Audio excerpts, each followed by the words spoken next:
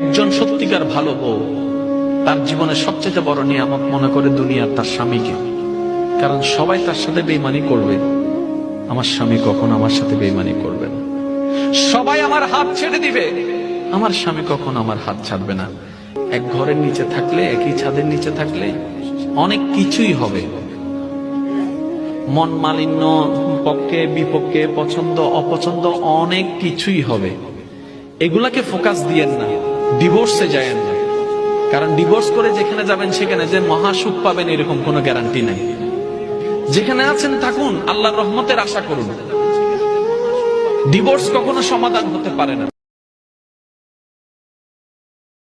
আমিলুস সালিহাত, নেক কাজ, ভালো কাজ। ভালো কাজ শুধু জিকির করার, নামাজ পড়া নাকি? না। আপনি কাউকে পরামর্শ দিলে এটাও ভালো কাজ। ঋণ দিবেন, ঋণ দিলে আপনার মর্যাদা বাড়ায় দিবে কে? অভুক্তকে খাওয়াবেন, বিপদে পড়লে সাহায্যের হাত বাড়িয়ে দিবেন। রাস্তায় দাঁড়িয়ে আছেন একজন, পথ চেনে না, পথ দেখিয়ে দিবেন, এটা অনেক সওয়াব।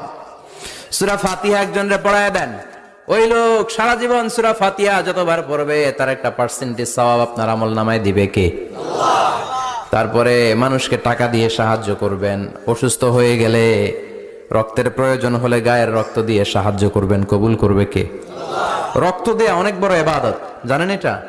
মুমূর্ষু ব্যক্তিকে যদি রক্ত দেন, আপনার এই রক্তের কারণে যদি কারো প্রাণ বেঁচে যায়, তাহলে আপনি কেমন যেন গোটা বিশ্বের সব মানুষের প্রাণ বাঁচিয়ে